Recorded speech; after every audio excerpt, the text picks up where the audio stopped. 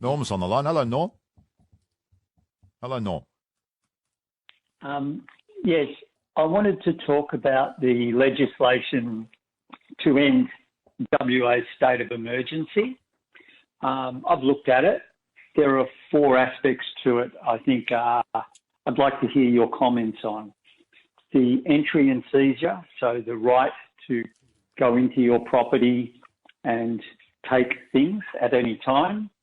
The fact that you are not allowed to remain silent, you must answer their questions.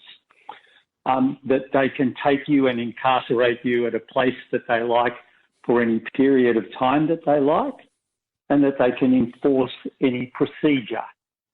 And all 4 of those are without oversight. So they don't have to go to a judge or anyone. It's just a bureaucrat that, if in his opinion, he doesn't have to seek advice, he doesn't have to listen to advice, and there is no review. Well, it's not a bureaucrat. It's the police commissioner. Yes, well, I would call the police commissioner a bureaucrat, but I mean, he has no review. He is, in essence, God given these God powers over each of us, and we have no review, no oversight, no recourse. Yeah, just it. Yeah. Yes. Under the heading of... I'd like to hear your thoughts of that. Well, that's under the heading of a health emergency, obviously, in his role as State Emergency Coordinator. But They're extraordinary powers. They are extraordinary. And the thing that I find really challenging to get my mind around is that, it's a week. We're not even going to have quarantine periods if you test positive for COVID-19. Next week. Yep.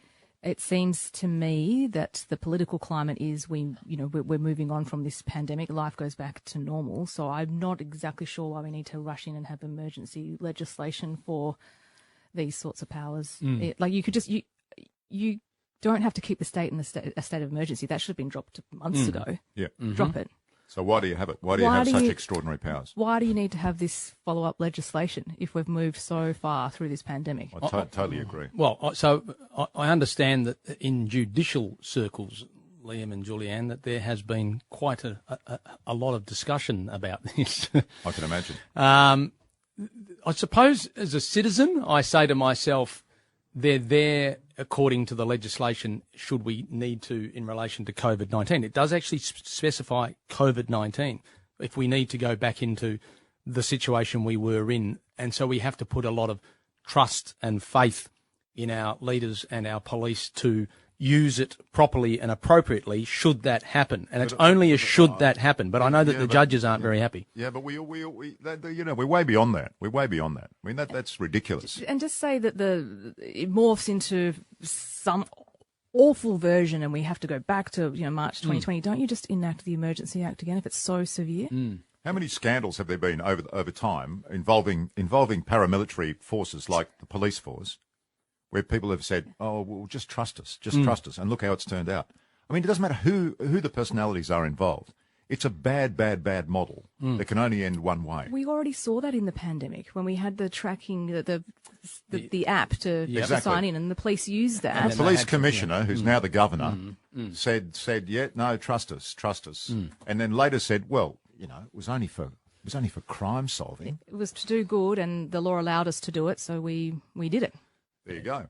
We didn't have to come back to the public, which further to Norm's point. Mate, there's no checks and balances. But the real problem in WA right now is a parliament that is not balanced in any way, shape or form. And so these kind of strong pieces of legislation will get the once over lightly and be enshrined. And doesn't look like changing time soon, Gary, with the quality of the opposition. No, it's an interesting time, and that is part of the price that's been paid by the state in relation to, that double landslide.